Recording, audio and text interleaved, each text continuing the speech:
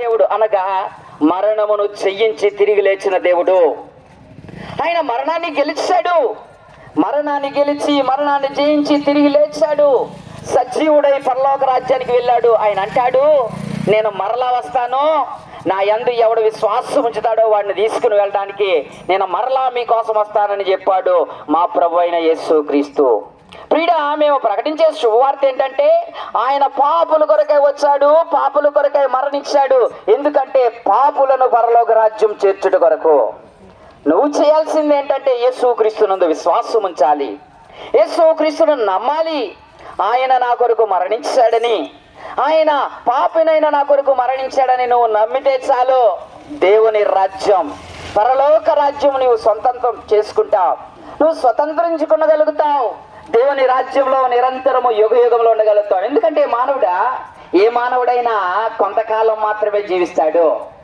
మానవుని వయస్సుకు పరిమితి ఉంది. కొంతకాలం తర్వాత ఏ మనుషుడైనా ఖచ్చితంగా మరణించాలి. కన్ను మూసే రోజు ఒకటి ఉంది ప్రియుడా, కన్ను మూసే రోజు ఒకటి ఉంది. ఆ రోజున అంతము, అదే అంతం అనుకోకు ప్రియుడా, అది అంతము కాదు, అదే నిజానికి ఆరంభం, అదే నిజానికి నిత్య జీవము నీకు కలగజేసే రోజు గనుక నువ్వు యేసునందు విశ్వాసం ఉంచితే నిరంతరం పరలోక రాజ్యంలో ఉంటావు. ఒకవేళ ఆయన యందు విశ్వాసం ఉంచకపోతే, ఆయనను నమ్ముకునకపోతే, నీకు ఒక మాట తెలియజేస్తున్నాను, పాతాళము, నరకము, అగ్నిగుండము అనేది నీ కొరకు ఎదురు చూస్తుంది. దాంట్లో నువ్వు ఖచ్చితంగా ఎంతో వేదనతో నిండేవాడు ఉంటావు. ఎందుకంటే పరిశుద్ధ గ్రంథం ఆ రీతిగా సెలవిచ్చింది, దేవుని మాట ఆ రీతిగా సెలవిచ్చింది. నమ్మి బాప్తిసం పొందిన వాడు రక్షించబడును, నమ్మి యేసును నమ్మి బాప్తిసం పొందిన వాడు రక్షించబడును. యేసును నమ్మకపోతే వారికి శిక్ష అనగా నరకాగ్ని ఉందని పరిశుద్ధ గ్రంథం తెలియజేస్తుంది. ప్రియుడా, ఇది మంచి సమయం, నువ్వు దీని కొరకు ప్రయాసపడాల్సింది ఏం లేదు.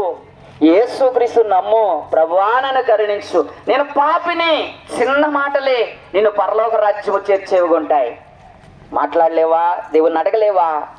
దేవుణ్ణి అడిగితే నిత్య రాజ్యం నీ సొంతమవుతుంది. రా యేసయ్య దగ్గరకు, ప్రభు యేసునందు విశ్వాసం ఉంచు, అప్పుడు నీవు నీ ఇంటి వారు గొప్ప రక్షణ పొందుతారు. ప్రభు మిమ్మల్ని దీవించి ఆశీర్వదించును గాక. ఆమేన్. లైన్ లోకి వచ్చేయండి. మిగిలినటువంటి వాడు బయట ఉన్నారు కొంతమంది, చిన్న బిడ్డలు కూడా లైన్ లో వచ్చేయండి. ప్రార్థన. మరి మన్నపేట నుండి వచ్చినటువంటి సోదరుడు సోల్మన్ రాజు గారు ప్రార్థన చేస్తారు. అందరూ కూడా మనం కళ్ళు మూసుకున్నాము, అందరూ కూడా ఏకీపించాలి ప్రార్థనలో.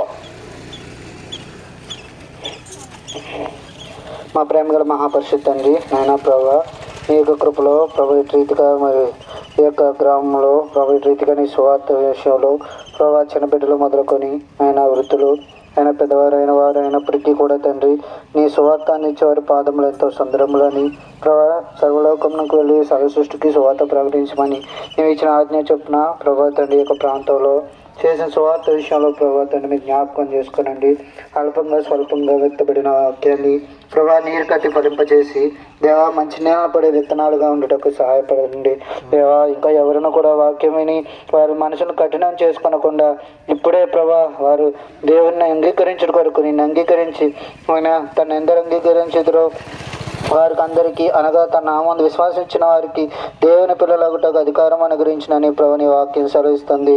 ఈ దినమే ప్రభా, ఈ సమయంలోనే ప్రభా వారు నీ బిడ్డలుగా చేర్చుకునబడిలాగిన ప్రభా మీరు జ్ఞాపకం చేసుకుంటూ రమ్మని, విత్తబడిన వాక్యాన్ని మీరే జ్ఞాపకం చేసుకుంటూ రమ్మని, ముందుకు వెళ్తుండగా మాకు ఎబినేజర్గా ఇమ్మానుయేలు దేవుడుగా ఉండి నడిపిస్తూ రమ్మని, సహాయపడుతూ రమ్మని యేసు అతి పరిశుద్ధ నా పేట ప్రార్థించేది మిక్కులుగా బతిమలాడి వేడుకుంటున్నా మా తండ్రి. ఆమేన్. ఈ సమయంలో ప్రియమైనటువంటి గ్రామస్తులారా, మన దగ్గరలోనే నరసాపురం మరి టౌన్ లో ఉన్నటువంటి లాక్పేట ఆ గ్రామంలో బెరాగా ప్రార్థన మందిరం ఉంది. అక్కడికి మీరు వచ్చినట్లయితే ఇంకనూ అధికమైనటువంటి విషయాలు దేవుని కొరకే, యేసుక్రీస్తు ప్రభు కొరకైనటువంటి రక్షణ విషయాలు మీకు తెలియపరచబడతాయి. రండి, వినండి, రక్షణ పొందండి. అలాగే రైట్ చెప్పమ్మా. పాట సంఖ్య 34.